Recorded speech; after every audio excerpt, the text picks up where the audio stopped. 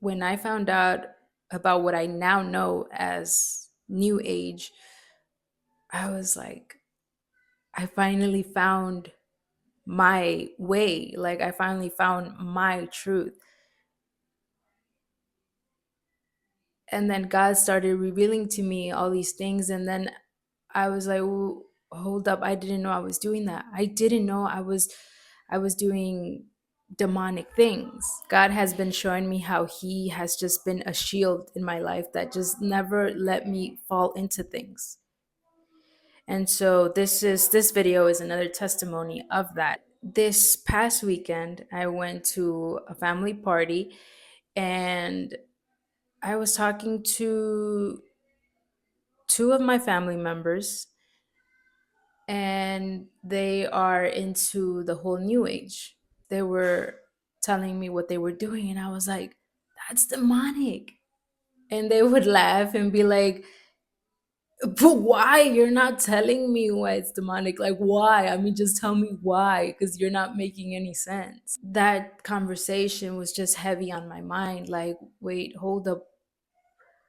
I wasn't doing a good job, first of all, right? I know that in my spirit I feel something, but just communicating that out, I couldn't. I didn't know how. And God revealed to me, because this is just the thing about God, that you ask. You just have to go to God. You just have to ask God with a humble heart. Like, I am realizing that I don't have the answer to this. I don't know what this means. I don't know. Please, God, show me. And he will reveal to you the answer. God revealed to me why the new age is demonic, why the new age isn't the way, the truth, and the life. So, this is how God showed it to me. This is how he explained it to me. This past Saturday, the party, this family party, my husband couldn't go because he had some things he had to attend to. So it was up to me to drive. When I got to the party, they obviously offered me alcohol, which I declined because I knew, and just again, just how intentional God is, how like everything he does has a purpose, serves a purpose, right? The weekend before this party, I went to another gathering, and everybody, not everybody, but the majority were drunk, and they were acting as drunk people act. I hated that so much. I hated seeing that. I hated seeing how irresponsible they were. But I also hated the fact that I too had alcohol in my system. I was not free of sin. And so that was the past weekend. So then obviously this weekend, having that experience that God put me through, right? I was like, I'm not going to drink not one sip of alcohol, not one drop of alcohol is going to be found in my body. I am not going to do that. I am responsible for driving my two kids, for driving my mom.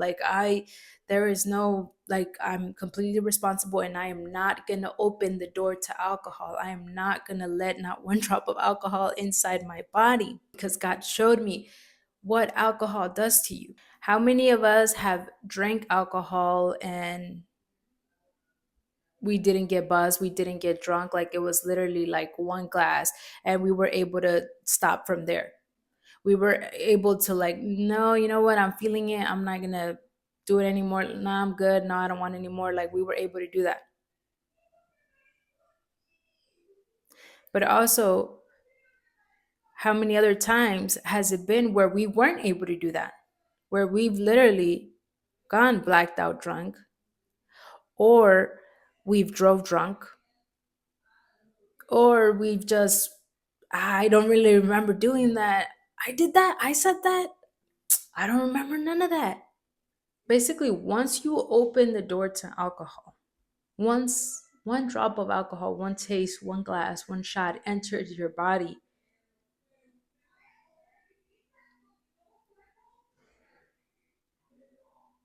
you don't know what's going to come out of that. And I've learned that nothing good comes out of alcohol. Nothing good comes out of alcohol. I mean, even if you had a fun night, even if you did drink and you had a fun night, you got home safely, you had a fun night with your girls, you guys talked, you guys danced, right? And you're like, you see, like there's nothing bad with alcohol. No, no, no. Nothing good comes from alcohol. If you guys had a great time under the influence, you only had a great time because of the connection you two shared, you and your friends, because you guys danced, because you guys talked, because you guys shared a connection.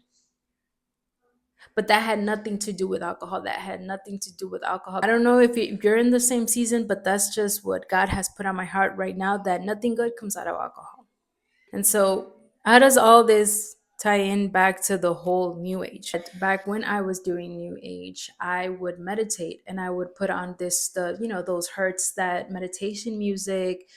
I would specifically look up meditations to connect with my spirit guides, right? And I remember being in the backyard and I was laying in the grass and eyes closed and I was meditating. I don't know for how long, and the intention that I set for that meditation is that I wanted to connect with my spirit guides. Time passed, nothing happened. But, when I opened my eyes, I saw cables that run through my yard above me. And, obviously you want to find meanings. And I was like, cables of communication. Like the cables are there like to communicate, right? So I was like, I'm getting somewhere. I'm getting somewhere. Like the cables of communication, like to talk with my spirit guides, they are there. They're available, right? They're right there for me to do, for me to communicate with my spirit guides. And then another time, again, this time I put on the meditation music and again with the same intention to connect with spirit guides. And I was in my living room and I was sitting on my couch and it was morning, and again I closed my eyes, and when I opened my eyes after some time, the door to go outside, I was staring just at that door. Like my focus was on the door. And I was like, again, trying to find meaning. I was like, the door to my spirit guide, like it's there. Like I have access to it. It is there. And so now looking back, I felt like again that was God. God telling me like this is available to you. This is available to all of us. Access to the spirit realm is accessible to us. But does it mean that something good is going to come out of that? Who or what tells you that once you open that door, something good is going to come out of that? And if something good does come out of that, who's to say that it is true good? That whatever comes at you when you open that door has good intentions for your life. What makes you so sure of the outcome? What makes you so sure that they are good? What makes you so sure that when you open that door, all good things are going to come from that? I don't know who this video is reaching, but if it's reaching someone that's currently into new age, into doing these rituals, into worshiping the sun, the moon, worshiping yourself, self idolatry, and you're like, look, this is harmless to me. Like, I really don't get how you can say that this is the devil's work. Like, this is harmless. I just want to let you know that all of this just starts gradual. First, you'll definitely be learning about all these good things. You're going to start learning that you are in control of your life. They're going to tell you that every good thing in your life is because you manifested it. They're going to convince you that God is in you. So, because God is in you, in a way, you are a God as well. They're going to tell you that you have power. They're going to sell to you all of these affirmations. As long as you keep repeating, I am strong, I can handle anything that comes my way, you're going to be dependent on your own strength. And then you're going to come to find out, wait, hold up, I'm not as strong as I think I am. I'm not as intelligent as I think I am. And instead of calling out to God, God who gives us strength, God who gives us wisdom, instead of calling out to Him, you're going to be calling out to spirit guides for help, for wisdom. You're good for answers. You're going to be leaning on a crystal, on some type of rock. You're going to be going to an altar that you created, talking to ancestors or talking to angels. You're going to be like me, that I had to turn on a candle. I relied on a candle. Every time I made YouTube videos, I was like, I would set the intention, I would turn on that candle and I would be like, just let the words flow out of me. Let me sound confident in what I'm saying. Let me reach all the people that I want to reach. I was putting all of my trust in a candle. And the Bible says, I mean, just how absurd that is. Because the candle can't even think for itself. Like it doesn't have a mind. The candle can't talk, the candle can't walk,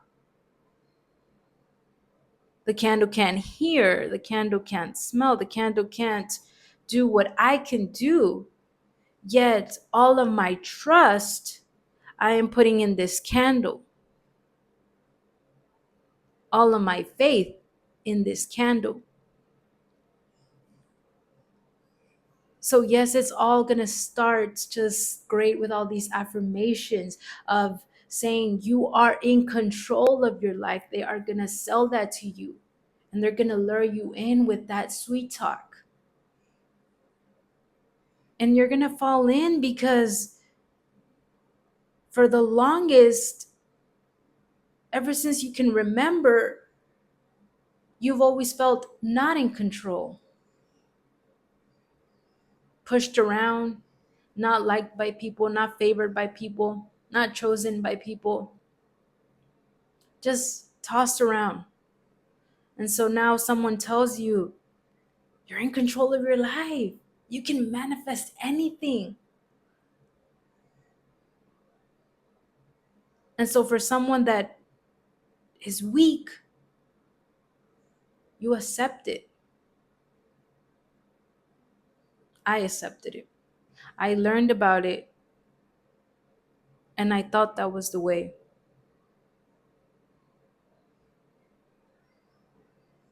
But God saved me before I even jumped into that, before I really just acted on that, before I gave up my soul to that, to wickedness. Thank you for still being here with me and listening to this whole video. Thank you so much. Until next time.